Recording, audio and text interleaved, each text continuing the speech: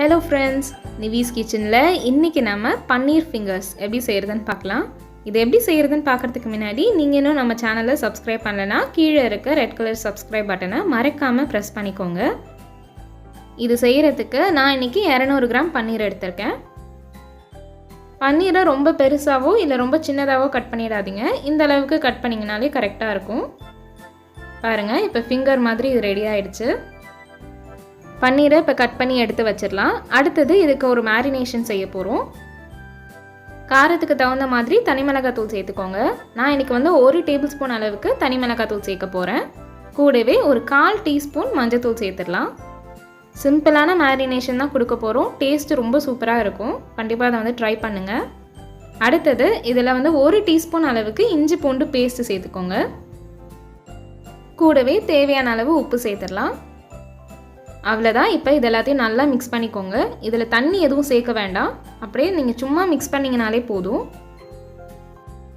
பாருங்கள், பன்னீர் எல்லாமே நல்லா மிக்ஸ் பண்ணியாச்சு. இது ஒரு 15 மினிட்ஸ்க்கு அப்படியே விட்டுடுங்க. ஏற்கனவே நம்ம சேனலில் பன்னீர் ரெசிபீஸ் நிறைய போட்டிருக்கோம். அதோட லிங்க் எல்லாமே டிஸ்கிரிப்ஷனில் தரேன். கண்டிப்பாக ட்ரை பண்ணி பாருங்கள். அடுத்து பிரெட் க்ரம் செய்கிறதுக்கு ஒரு 4 பிரெட் ஸ்லைஸ் எடுத்துக்கோங்க. அதை டோஸ்ட் பண்ண வேண்டாம், அப்படியே மிக்சியில் போட்டு இந்த மாதிரி நல்லா பவுடராக பண்ணி எடுத்து வச்சுக்கோங்க. அடுத்தது ஒரு பவுலில் 4 டேபிள் ஸ்பூன் அளவுக்கு மைதா எடுத்துக்கலாம். ஒரு கோட்டிங்காக தான் இந்த பேஸ்ட் ரெடி பண்ணிகிட்ருக்கோம்.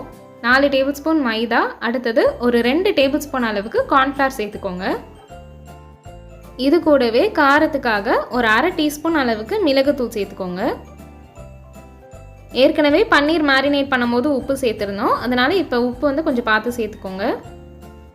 அடுத்து ஒரு ஃப்ளேவருக்காக நான் ஒரு 1/2 டீஸ்பூன் அளவுக்கு ஒரிகனோ சேர்த்துருக்கேன். இது சேர்த்திங்கன்னா நல்லாயிருக்கும். கண்டிப்பாக ட்ரை பண்ணி பாருங்கள்.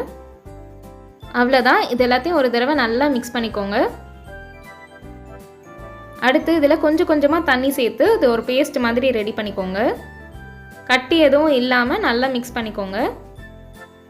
ஒரே சமயத்துலேயே நிறையா தண்ணி ஊற்றி மிக்ஸ் பண்ணாதீங்க, அப்புறம் ரொம்ப தண்ணியாகிடும். பன்னீரை இதில் தான் நம்ம கோட் பண்ண போகிறோம். அதனால் இந்த அளவுக்கு திக்னஸ் இருந்ததுன்னா கரெக்டாக இருக்கும். பாருங்கள், பேஸ்ட்டோட கன்சிஸ்டன்சி இந்த மாதிரி தான் இருக்கணும். பன்னீர் ஃபிங்கர் செய்கிறதுக்காக நம்ம எல்லாமே ரெடி பண்ணியாச்சு. அடுத்தது இந்த மாதிரி ஒவ்வொரு பீஸாக எடுத்து நீங்கள் ஃபஸ்ட்டு இந்த மைதா பேஸ்ட்டில் நல்லா டிப் பண்ணிக்கோங்க. ஃபுல்லாக கோட் ஆகணும். அடுத்தது இதை உடனே பிரெட் க்ரம்ஸில் சேர்த்து ஃபுல்லாக ரோல் பண்ணி எடுத்துக்கோங்க. இதே மாதிரியே நம்ம எல்லா பன்னீர் ஃபிங்கர்ஸையும் ரெடி பண்ணிடலாம். பிரெட் க்ரம்ஸில் ரோல் பண்ணும்போது இந்த மாதிரி பொறுமையாக ரோல் பண்ணிக்கோங்க. எல்லா சைடும் கோட் ஆகணும். பன்னீர் ஃபிங்கர்ஸ் எல்லாமே ரெடியாக இருக்குது. எண்ணெயில் இப்போ ஃப்ரை பண்ண போகிறோம். ஃபஸ்ட்டு ஒரு பேனில் நான் எண்ணெய் ஊற்றி வச்சுருக்கேன். எண்ணெய் நல்லா காஞ்சதுக்கப்புறமா ஸ்டவ்வை மீடியம் ஃப்ளேமில் வச்சுடுங்க. இப்போ நம்ம ஒவ்வொன்றா போட்டு எடுத்துடலாம். இது செய்கிறது ரொம்பவே ஈஸி. அதனால் கண்டிப்பாக எல்லோரும் ட்ரை பண்ணி பாருங்கள். இது கூடவே டொமேட்டோ சாஸ் அப்படி இல்லாட்டி மயோனைஸ் வச்சு சாப்பிட்டிங்கன்னா ரொம்ப டேஸ்ட்டாக இருக்கும். ஸ்டவ் மீடியம் ஃப்ளேம்லேயே இருக்கட்டும். இப்போ இது இன்னொரு பக்கம் நம்ம திருப்பி போட்டுடலாம். பன்னீர் ரொம்ப நேரம் குக் பண்ண வேண்டாம். ஒரு 2 to 3 மினிட்ஸ் இருந்தாலே போதும். லைட்டாக கோல்டன் ப்ரௌன் கலரில் வரணும். அது வரைக்கும் இது குக் ஆகட்டும். ஏற்கனவே நம்ம சேனலில் ஃபிஷ் ஃபிங்கர்ஸ் எப்படி செய்யணுன்ற வீடியோவும் இருக்குது. அதையும் ட்ரை பண்ணி பாருங்கள். லிங்க் டிஸ்கிரிப்ஷனில் கொடுக்குறேன். கண்டிப்பாக ட்ரை பண்ணிவிட்டு எப்படி இருந்ததுன்னு கமெண்ட்ஸில் சொல்லுங்கள். இப்போ பாருங்கள், இது கோல்டன் ப்ரௌன் கலரில் வந்துருச்சு. இது எல்லாத்தையுமே நம்ம எடுத்து இப்போ டிஷ்யூவில் வச்சிடலாம்.